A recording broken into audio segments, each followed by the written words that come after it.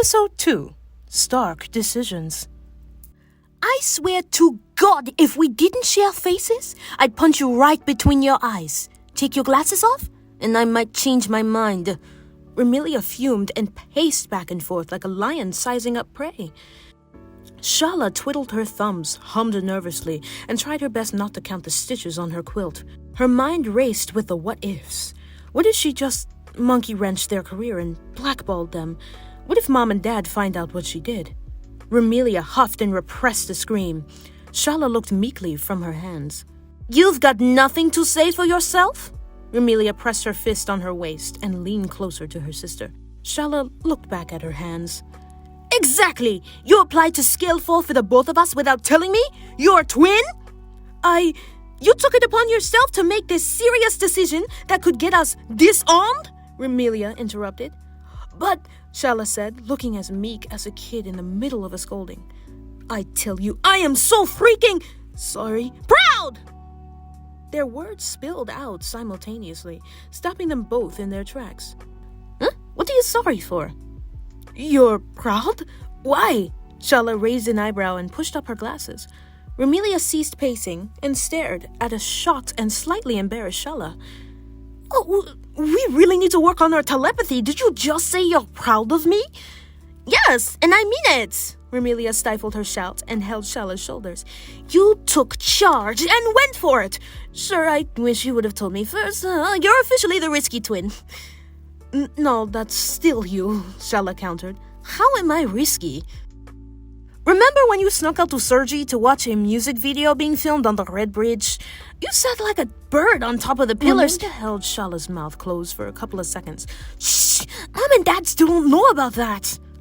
The dim golden light of twilight bled through the twins' windows, caressing Shala's cheek with warmth. They looked at the window and sighed harshly. "Damn," Remilia growled. "Dinner's coming soon. Mom's preliminary birthday dinner." Shala made a noise and waved her hands. "Back on topic, sis. Look, I'm proud of you, Shal. You've always been invested in what's right for us." Remilia hugged her and Shala chuckled nervously. "So, you're really not mad?" Shala said. "No, I'm not mad. I wish you would have told me first, but on the bright side, I won't get yelled at." "Oh my gosh, I really couldn't take you mad at me." "Wait, what?" Shala's eyes went wide. Remilia planted a big, wet kiss on Shala's cheek, who wiped it off frantically. "Now we have to wait for Tontine to smooth things over," Remilia said while Shala sighed. Shala motioned for Remilia to follow, and cautiously they opened the door. The hinges creaked like an old man's bones. Shala quickly uttered an incantation, and the noise muffled itself. The two breathed a sigh of relief. Stealthily, they crept from their room, down the hall, and to their father's study, concealed by an ornate golden door. To their backs was a banister barricading the second floor from the lobby of the mansion, the foyer, and the entrance to the dining hall. The voices of their cousins and extended family filled the halls. At any time, wayward eyes could spot them skulking about, and the jig would be up. Concealer spells wouldn't help. Cousin Barabas could spot you through all forms of deception. Remilia kept a lookout, transmuting a small sparrow that perched on the banister. It chirped silently while the twins drew closer to the door. Muffled voices leaked from the room. As they tried to discern the conversation, the voice grew louder. "No! Absolutely not!" Shala and Remilia were knocked back suddenly. Their father, Axel's booming words struck through the door with the force of a car. His voice, coupled with their mother Ingrid's words, created a bubble of rage and irritation that hung over the stairs and foyer. The door creaked open slightly, not enough to show the twins. The sparrow fluttered in a daze and dropped to the carpet floor, transmuting back to the beaded bracelet that Remilia slid on her wrist. Shala was the first to peer inside the small crack while Remilia did the same underneath her sister. Angelique stood firm as an oak as a slew of curse words in French that'd kill a priest hit her. Both arms folded behind her back, her cloak whipped in the wind ejected from her brother-in-law and sister. Axel, a muscular, well-dressed man with a sepia complexion, took a few steps until he was only a few feet from Angelique. Ingrid shared the same ochre-brown skin and face as Angelique, save for much longer russet brown hair. She stood a step behind her husband, and both had a stern, unmoving glare of disapproval etched on their faces. "You haven't even held me out the least bit," Angelique said simply. "I've heard enough." Axel's baritone filled the room. His voice never failed to quake the twins to their core, like they were always in some sort of trouble when he chose to raise his voice. "Our daughters are not going to Scalefall Academy." "Ingrid, I agree with Axel. Do you remember what happened at Scalefall decades ago?" Angelique tightened her lips slightly. The twins shared a glance, trying to piece together where this conversation was going, but couldn't. The more time they spent eavesdropping, the more open to discovery they were at worst for. "I remember feeling like I let my family down because I lacked the support you could so easily give these girls," Angelique retorted. "They have all the support they need right here in the presence of family," Axel said, while some of his spittle struck Angelique's chin. "Do you feel they lack support?" he said accusingly. Angelique countered. "Do you even know what these girls want to do?" "Sure," Ingrid spoke up. "They want to join the family business. They want to practice magic, to master their craft and find their own path." "And they can, right here in France." Axel breathed deeply and snapped his fingers. A cupboard in the room flung its doors open, and out danced 3 empty glasses. A bottle of ochre liquid sauntered into view, uncorked itself, and poured into each glass.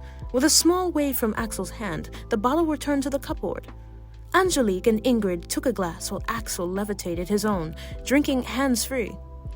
Angelique drank and began. "Shala's talent with papercraft exceeded my expectations by a full 5 years. Remelia's ability to transmutate on a whim feels like second nature to her.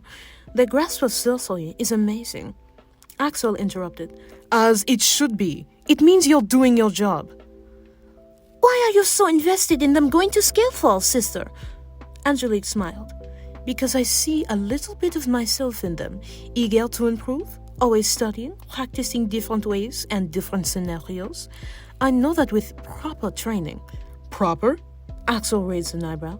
"And the social skills developed by being around their peers, they'll become master witches in no time. Witches the Sorcery Society could be proud of." "Why wouldn't they be proud?" Axel clasped his hands. "They're Claymores. We've done nothing but good for all the sorcerers of the world, keeping what goes bump in the night and showing up on their doorstep. What could be a prouder profession than demon exorcism?" "As always, the problem is choice," Angelique argued. "This profession, as we call it, isn't chosen, it's inherited." "I just can't see us letting them leave France without us," Ingrid stated. "You could peek in," Angelique began before her sister perked up with an idea. "You mean spy on them?" Ingrid said. Charlotte repressed a scream. Remelia exhaled as quietly as possible. "I never said that, nor am I inferring that. You can still support them, even in America. What's stopping you from saying yes? What is so wrong about it?" "Other than the fact that we're their parents," Axel reminded. Ingrid sighed. "We've come from a long lineage of darkness. We use darkness to fight, darkness, and the Americans hate what they don't understand. We helped during the war, and..." Axel clenched his fists, the memory of centuries ago lingering as fresh as the previous day. He took deep breaths and calmed himself. "Oh, that thought. It may interest you to know this conversation is no longer private," Angelique said as she gestured a finger at the door. It craned open fully as Shala and Remelia righted themselves and stood, their cover blown. Ingrid put on a smile while Axel turned away from the door. "Girls, what are you doing out of your rooms?" "Don't even try, Mom," Remelia said first. "We've heard enough." Angelique sighed and moved to depart. As she neared the girls, she leaned closer and said, "I will catch up with you two later. Choose your words carefully. I laid the groundwork for you." Angelique disappeared down the stairs while Axel turned to his daughters. "So, you don't believe in us?" Shala began bluntly. "How long have you two been listening?" Axel said, his voice low and stern. "Long enough to know that what we want doesn't matter at all to you," Shala retorted, stepping forward to lock eyes with her father. The parents were caught off guard. Shala was normally quiet, speaking when she needed to, unless it was passion-filled. This issue filled her with the right amount of passion, and her words wouldn't go unspoken, even if they may fall on deaf ears. The twins watched as their mother approached and put a hand on their cheek. "You both matter so much to us. It's just, we know what's best for you. We're your parents." Ingrid's smile quivered as she tried to hide her disappointment. Shala snatched away. Remelia repeated the action. "And we're your children, but we'll be adults tomorrow. You've taught us what we know, but we need to choose our paths," Shala said. "Yeah, we're not babies anymore," Remelia began. "We should be allowed to make our own decisions." "And you can," Axel answered. "Just not this one." Remelia stepped closer. "Papa, please reconsider." Like a bear, he reared over his daughters and put on a stern face they couldn't ignore. "That's enough! It is final!" His voice resounded through the house like a bullhorn. "So what we want be damned? This is a load of bullcrap!" Shala slapped her hand against her thigh, and the paper from Axel's desk exploded into the air like an angry storm. Angelique stepped from behind and snapped her fingers. The sheets flattened and fall, landing in a neat stack on the floor. Remelia stamped out of the room. Shala remained, glaring at her parents. She clenched her fists tightly, and her black painted nails dug deep into her skin, through her gloves, until drops of ruby prickled the carpet. "You know damn well I'm right." "Watch your mouth," Ingrid ordered. "You know damn well I'm right," Shala repeated. "It's not fair at all." Shala departed. Following Remelia, they heard Angelique's voice one last time. "Please reconsider." There was a silence. Then the door of the study closed, the lock latching right afterward. Remelia burst back into their room and flopped face down on her bed. Shala sat on the edge of Remelia's bed and gestured, the door closing and locking. With a powerful, shrill scream, Remelia muffled a cry with her pillow. "I hate that they always put a pair of cards, losing our future over us." Shala snapped her fingers and her grimoire appeared. She flipped it open to a page filled with arcane symbols from top to bottom. "You want to change that?" Shala said with resignation in her voice. Remelia unburied her face from her pillow, her smeared makeup getting a chuckle from Shala. "What? You want to kill them?" Shala's face scrunched up in confusion and shock. "What? No! Oh my God! Why are you so dark?" "I come from darkness. It runs with the territory. Didn't you hear?" Remelia announced sarcastically. She waved her hands around and punched the air. No, goodness. I was going to use a little bit of magic I pulled from one of Dad's old books. It took me months to figure it out." "And what's Dad's old books going to do to help us?" "It helped me fix my hands," Shala announced. Her eyes danced over the symbols in written words marred by time, oxygen, and faded ink. Shala couldn't help but remember years prior, the one time she was consulted about her condition. She always thought her condition was the phantom sensation she felt in her hands, the need to rub and soothe them for a non-existent pain.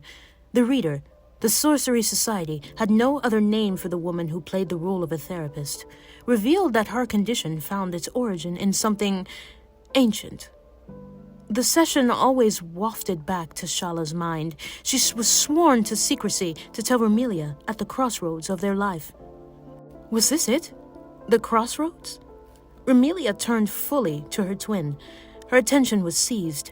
She remembered the day Shala cast a spell to correct her deformed hands, and the months it took her to learn how to use them. If an ancient spell could fix Shala's hands, then what could that book have in store? With that thought swirling in her mind, Remelia scooted closer to Shala, who calmly recited words in spell tongue, the magic language, which sounded like harsh Sanskrit married to Latin. "We learned this language long ago," Shala said in a hushed voice. "Tontine taught us when we were 5. She was preparing us for this way back then," Shala confirmed. Remelia helped Shala hold the grimoire. As soon as her hand touched the worn leather, the aged pages began to glow. They shared a glance. Together, they read the spell out loud. We await your return, warrior.